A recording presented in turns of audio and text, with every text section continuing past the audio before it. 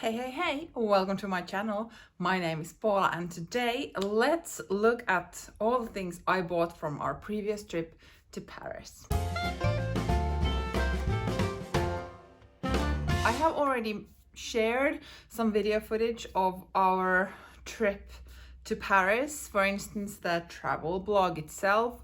I'm not really good at vlogging, but if you enjoy just kind of sharing the Paris atmosphere with us and also looking at some luxury shopping, then maybe you would also like those as well. So I will definitely link those into the description box below in case you would want to continue with the Paris theme. I also do have a playlist called Paris, which includes the previous videos I made or shared from our previous Paris trip. So if you get completely crazy and love Paris as much as I do, then maybe those could keep you company. This is gonna be the final video that I share from our Paris trip, and it's gonna be what I bought. So I'm not a person who shares big luxury hauls because that's not my life usually. And I need to save up for my items, whatever I buy. But in this instance, it actually happened that for the past 6 months or so, I have sold a few of my handbags and in general just saved up some money. So when we went to Paris, I did have some savings to spend on what I got, which we will soon get into. And with the same savings, that included the Dior handbag I unboxed a few weeks back, my dream Dior bag. So yeah, that was kind of part of that saved money that I saved. So that's why there has been maybe a bit more of like luxury unboxing content on my channel, because I actually saved up and also sold some of my bags to be able to treat with these things. But disclosures aside, I think we can just like get going. Everything is not gonna be luxury designer branded, but whenever I go to Paris, I always make sure I buy tea from this brand. This is a French tea brand, as you can maybe see. It's founded in 1854, and I just think this tea is delicious. So this trip I got 3 different teas. Let's see. Here we have Thé de Luna. I do not pronounce this correctly. This is black tea with a sense of fruity vanilla. Vanilla flavor with black tea is my favorite combination. This is the second one. I'm not even gonna try to pronounce it. This has a scent of almond in it, also black tea, and the scent was just so amazing that I just bought this to try. So looking forward to that. And then here is the third one, and out of memory, as they have only just like handwritten whatever tea is in here, this is black tea with something. I'm sorry, I can't get it to my mind right now. But from their website, it's possible to get the contents of this tea bag. But yeah, I enjoy black tea. I drink it every morning. I do not drink coffee at all. So this is like a lovely treat for my morning teas. Then a very small purchase from Guerlain. Is that how you pronounce it? Anyway, I visited their Champs-Élysées store and got myself a little treat. The shopping bag is definitely bigger than what I went in to buy, because it's this lip balm that I went in for. Sorry that it's no longer in wrapping because I have already started using it, but maybe the brand is visible over there, and then here there is like a bee symbol.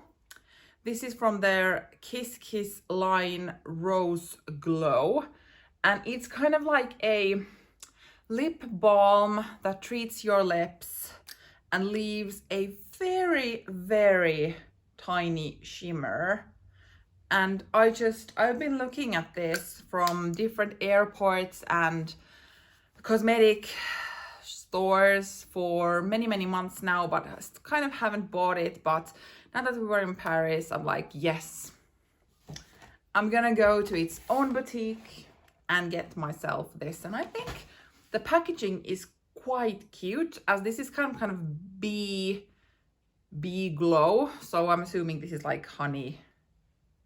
What's the word? Anyway, resembling that. But this is what I bought from there, and then they gave me some. Oh, okay.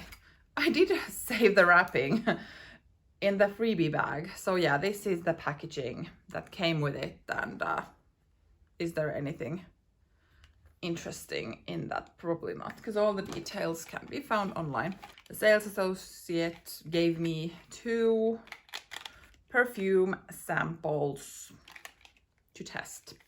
So that was great. Now, before we move on to the handbag purchase that I made from Paris, I have to say that I had in my mind to go in and buy the Celine Triomphe bag finally, the one that I've now kind of set my eyes on, and I kind of like wanted to make it an experience to get it from Paris, but obviously it was sold out from all of the town. And I have this type of, maybe not a rule, but like a practice with myself, that I cannot buy 2 handbags on one go. Like usually if I go to a trip, I can't buy 2 handbags during the same trip. Of course, if one is like, I don't know, a 10 euro bag and the other one is more expensive, then that's different. But like actual proper handbags, because I feel like then I will not appreciate it as much as I should and I could and I would want to. So I've kind of made up this policy with myself that I only want to get 1 bag at a time. But with this trip, I would have kind of made an exception because I had 2 bags in mind. But as they didn't have the Celine bag I kind of looked for, then it was easier to truly live with myself when I went to get the other bag. And it is this super adorable Polene numero 9 bag, mini, in the mini size. And the color is chalk. Maybe the natural lighting shows it. So kind of a natural white beige type of lighter colored bag.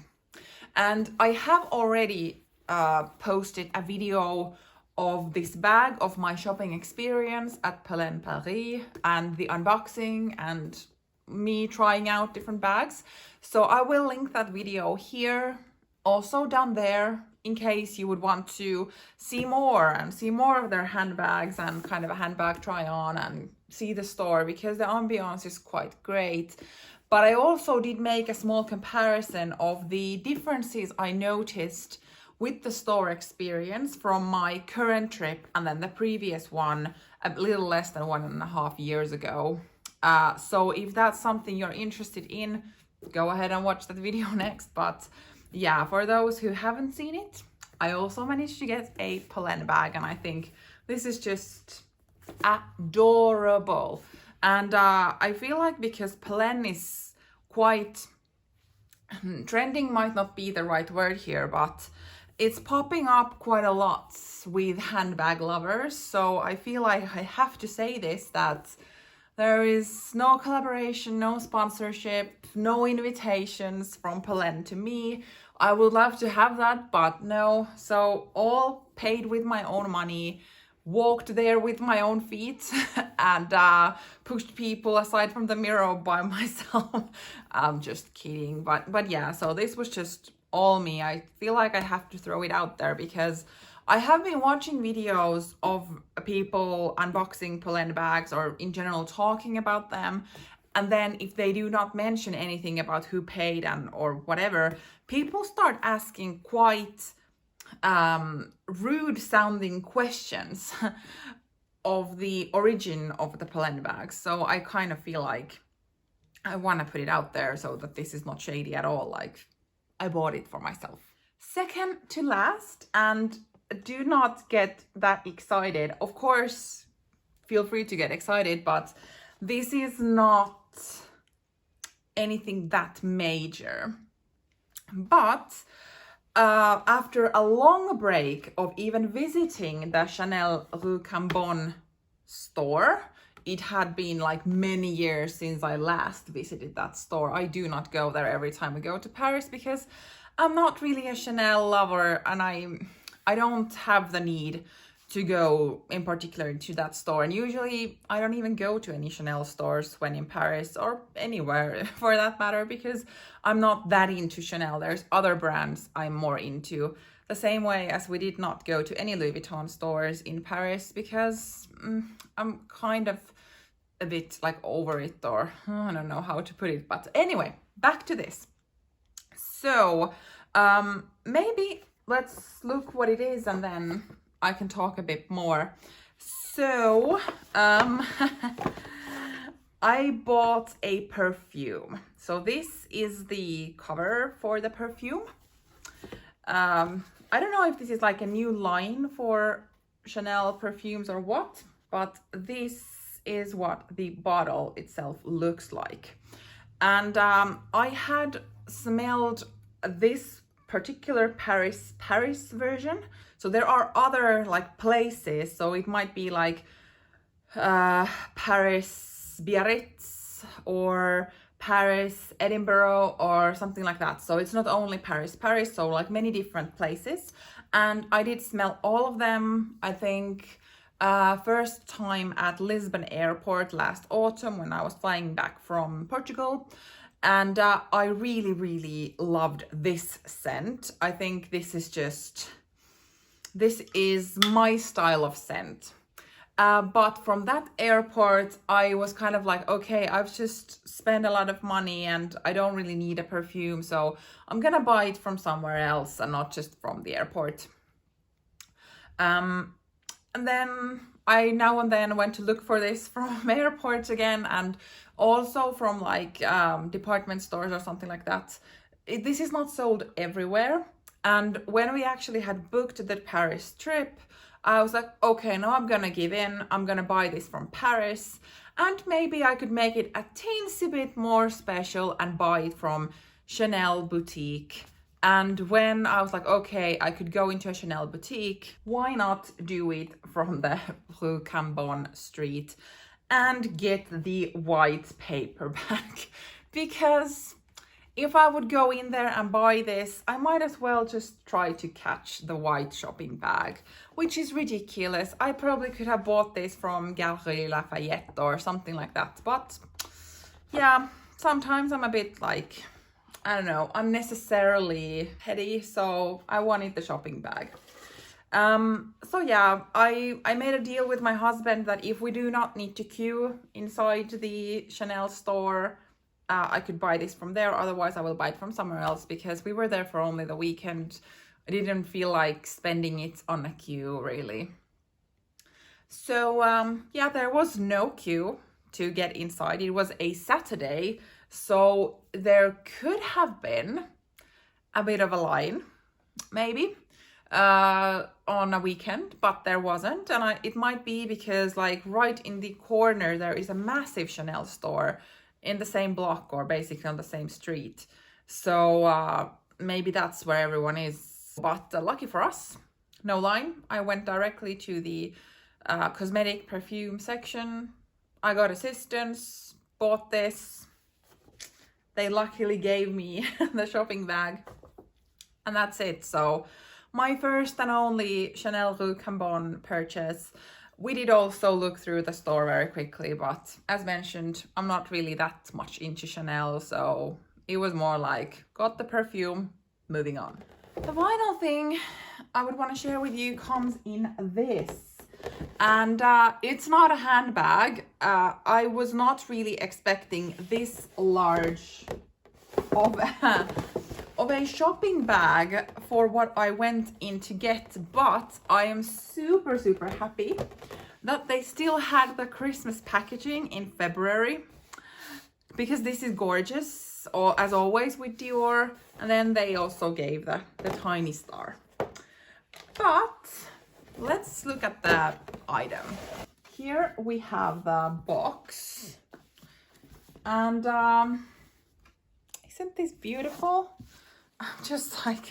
I'm just thinking, where could I put this so that I could look at the box, but I just haven't really thought of any places, because this is quite big box for what it is really. This is something I have wanted for a while, but just haven't really felt like spending the money. There has always been something else I've wanted more and so on. But now, as I had managed to save up quite a lovely like Paris fund or travel fund, I'm like, yes, finally I will get this. By the way, this is not a magnetic box. It has this type of like flap that goes inside there. Something new, because usually these are like magnetic, but not this one. Or yeah, no. So this is what it looks like inside. And because I am me, oh lovely. It is a scarf, but I don't know how I'm able to show this to you. They have like crinkled the paper also under the scarf. I'm just like, look at it, hopefully somehow visible. Look at it. That's crazy. That like the stuff they do for details is unbelievable. Unbelievable. But here is my first Dior scarf, although this I think would be called the shawl. And this is in dark navy blue, so almost like black you could say, but very dark navy blue. And it has the is this like Dior oblique pattern, but it is very subtle in my opinion. So I bought this to wear like on everyday basis, which means that I do not want this like super branded scarf that everyone knows from a mile away what it is about. And I really prefer the Dior one because it doesn't really, it's not that visible. It does say Christian Dior here. Let's see if you can see it from some kind of angle. But other than that, then here is the tags. And these you're supposed to remove the tags because the salesperson was like, it's so easy to take them. It's only with like 2 stitches. But this is 60% wool, 25% silk, and 15% cashmere. This scarf. And I'm just a big scarf lover. I really love them as like accessories because I'm otherwise quite plain dresser. So scarves, also weather-wise here, are quite good to have. But yeah, I finally pulled the trigger and spent some money on a Dior scarf because these are not, how should I put it? Louis Vuitton shawls are not as expensive as this one was, and that probably has also been the reason why I've been a bit like hesitant of putting that type of money, because I could have bought a bag or put it into a bag or whatever. But now was the time to go to Paris to the new Avenue Montaigne store, which was under renovation. It's now open again. And if you want to see inside more, I have a video of that one as well.